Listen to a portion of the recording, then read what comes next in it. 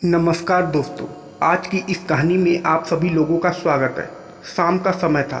मैं ऑफिस से घर आ रहा था, तभी तेज़ बारिश होने लगी। मैंने देखा वहीं पास में एक बंगला था जो दिखने में बहुत आलीशान था। मैं उस बंगले के गेट के पास गया और वहां पर खड़ा हो गया। धीरे धीरे बारिश तेज़ होने लगी।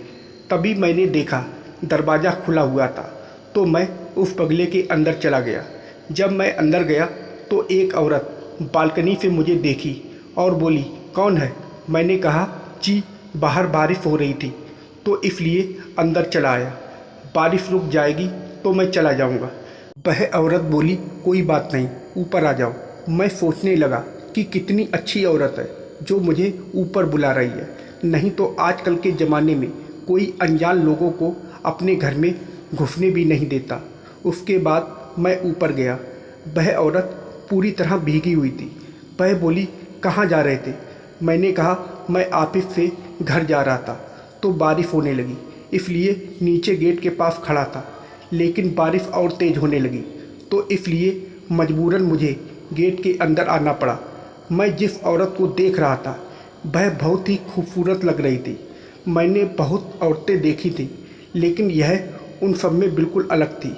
यह मुझसे बात करने में ज़रा भी नहीं हिचकिचा रही थी। मैंने कहा, आप इस घर में अकेली रहती हो क्या? तो वह बोली, क्यों, मेरे साथ कुछ करने का इरादा है क्या? मैंने कहा, नहीं, आप कैसी बातें कर रही हैं? मैं तो एक बहुत ही सीधा साधा लड़का हूँ। तो वह बोली, सब लड़के पहले यही बोलते हैं, लेकिन आखिर में घूम फिर कर उसी बात पर आते हैं। उस औरत की बातें सुनकर मुझे ऐसा लग रहा था कि जैसे किसी ने उसको धोखा दिया है। मैंने कहा, लगता है आपको किसी ने धोखा दिया है। तो वह बोली, तुम्हें कैसे पता? मैंने कहा, मैडम, मैं औरतों की आंखों में देखकर उनके मन की बात पढ़ लेता हूँ। उसके बाद वह मेरे करीब आने लगी। वो बोली, बताओ मेरी आंखों में क्या लिखा है? जब वो मेरे पास आई तो मुझे भी अच्छा लगा और मैं उसकी आंखों में देखने लगा। मैंने कहा, आपकी आंखों में मुझे वो दर्द दिखाई दे रहा है जो किसी आपके अपने बहुत दिल के करीबी इंसान ने दिया है। बातों बातों में हम दोनों भूल गए कि हम दोनों एक दूसरे से पूरी तरह अनजान हैं। उसके बाद उस औरत ने कहा, मुझे तुमसे और भी ज़रूरी काम है। वह मेरा हाथ पकड़ी और अपने कमरे में लेकर गई। अंदर जाने के बाद वह दरवाज़ा बंद करने लगी। मैंने कहा, आपने दरवाज़ा क्यों बंद कर दिया? तो वह बोली, मेरा बहुत मन कर रहा है वो सब करने का। भाई लोग, कहानी बहुत ही बेहतरीन होने वाली है, आखिर तक ज़रूर सुनना। मैं मुंबई में रहता था और यहीं एक कंपनी में काम करता था। मैं जिस कॉलोनी में रहता था वहाँ एक से बढ़कर एक औरतें रहती थीं। कहने का मतलब, वहाँ की औरतें बहुत ही खूबसूरत थीं। मैं इस कॉलोनी में किराए पर रहता था। मैं सुबह 9 बजे अपने काम पर चला जाता था और शाम को 6 बजे वापस आ जाता था। ऐसे ही एक दिन जब मैं काम पर से वापस आ रहा था तो रास्ते में जोर की बारिश होने लगी। पास में ही एक बंगला था तो मैं उसके गेट के अंदर चला गया। जब मैं अंदर गया तो एक औरत बालकनी में खड़ी थी। वह बोली, कौन हो तुम? मैंने कहा, आप चिंता मत करो, जैसे ही बारिश धीमी होगी मैं यहाँ से चला जाऊँगा। तभी वह औरत मुझे ऊपर बुलाने लगी। मैं ऊपर गया। वह औरत बोली, तुम यहाँ थोड़ी देर बैठकर इंतज़ार कर लो, जब बारिश बंद होगी तब चले जाना। उसके बाद मैं थोड़ी देर के लिए वहाँ पर बैठ गया। तभी वह औरत बोली, तुम बैठो, मैं तुम्हारे लिए चाय बनाकर लाती हूँ। मैंने कहा, इसकी कोई ज़रूरत नहीं है, आप बेवजह परेशान मत हो। वो औरत बोली, घर आए मेहमान को चाय पानी देना चाहिए, आप 2 मिनट रुको, मैं अभी आती हूँ। जब वह जाने लगी तो मेरी नज़र उसके पीछे के मैदान पर पड़ी। उसे देखकर मेरा मन डोल गया। मुझे घर में कोई और नहीं दिखाई दे रहा था, तो मैंने सोचा शायद यह औरत घर में अकेली रहती होगी। थोड़ी देर बाद वो चाय लेकर आई। मैंने कहा, घर में और कोई नहीं है क्या? तो वह बोली, नहीं, इस घर में मैं बिल्कुल अकेली रहती हूँ। मैं चाय पीने लगा। कुछ मिनट बाद मैंने गौर किया, वह औरत मुझे बार बार देख रही थी। ऐसा लग रहा था कि जैसे वह मेरे साथ वो सब करना चाहती हो। मैंने कहा, आपको इतने बड़े घर में अकेले डर नहीं लगता? तो वह बोली, पहले लगता था लेकिन अब नहीं, अब आदत हो गई है। वह बोली, तुम्हारी शादी हो चुकी है? मैंने कहा, अभी नहीं, लेकिन जल्दी ही करनी है। तो वह बोली, तुम कहाँ पे रहते हो? मैंने कहा, बस यहीं पास में रहता हूँ। बात करते करते वह औरत मेरे करीब आ गई।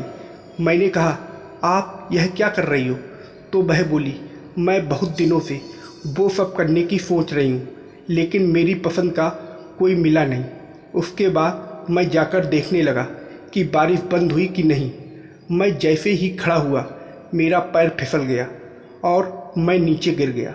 वो औरत मुझे उठाने लगी, तभी अचानक वो भी फिसल कर गिर गई। हम दोनों एक दूसरे के ऊपर गिरे हुए थे। मैं जल्दी से उठा और बोला, मुझे माफ़ कर दीजिए, दरअसल मेरा पैर भीगा है, इसलिए मैं फिसल गया। वह औरत बोली, कोई बात नहीं, वैसे मुझे बहुत अच्छा लगा। वो मुस्कुराने लगी। मैंने कहा, आपको कहीं लगी तो नहीं? वह बोली, नहीं, मैं ठीक हूँ। आज जो कुछ भी मेरे साथ हो रहा था, वह सब मेरे साथ पहली बार हो रहा था और मुझे बहुत अच्छा भी लग रहा था। तभी वह औरत बोली, अगर मेरी मानो तो आज रात तुम यहीं रुक जाओ, फिर सारी रात मैं तुम्हें जन्नत के नज़ारे दिखाऊंगी। मैंने कहा, मन तो मेरा भी बहुत कर रहा है। तो वह बोली, तुम अपने घर में फ़ोन करके कोई बहाना बना दो कि आज रात तुम घर नहीं आओगे। मैंने कहा, उसकी कोई ज़रूरत नहीं है, क्योंकि मैं घर में बिल्कुल अकेला रहता हूँ।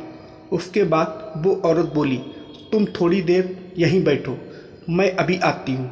इतना कहकर वह कमरे में चली गई। मुझे अपनी किस्मत पर ज़रा भी भरोसा नहीं हो रहा था कि आज मैं एक बंगलों के मालकिन को अपनी बांसुरी की धुन पर नचाने वाला हूँ। थोड़ी देर बाद जब वो वापस आई तो उसके हाथ में एक विस्की की बोतल थी। मैंने कहा, यह क्या है? तो वह बोली, यही तो है जो इतने दिनों से मेरी हमदर्द बनी हुई है।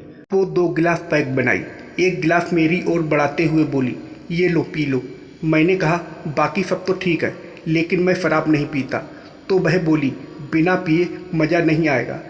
जब एक पैक मार के वो सब करोगे तो तुम्हें भी बराबर मज़ा आएगा। उसके बाद मैंने भी एक पैक मार दिया। मैं तो उस औरत को देखकर हैरान था, क्योंकि जब तक मेरा एक पैक हुआ वो 3 पैक मार चुकी थी। अब वह पूरी तरह नशे में हो गई। मैंने कहा, लगता है आपने ज़्यादा पी ली। तो वह बोली, तभी तो पूरा मज़ा आएगा। उसके बाद वो बोली, अब मुझे मेरे कमरे में ले चलो और मेरे साथ। उसके बाद मैं उस औरत को कमरे में ले गया। वह बिस्तर पर पड़ते ही सो गई। तभी अचानक से मेरे अंदर से आवाज़ आई कि अब मुझे यहाँ से जाना चाहिए, कहीं ऐसा ना हो कि लेने के देने पड़ जाए।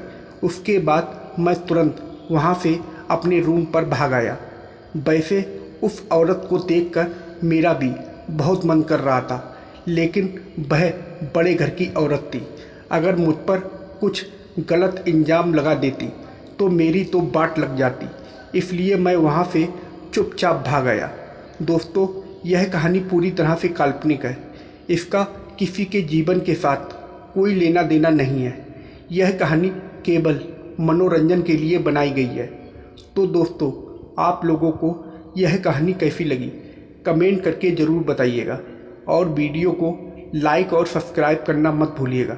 वीडियो को पूरा देखने के लिए आप लोगों का बहुत बहुत धन्यवाद।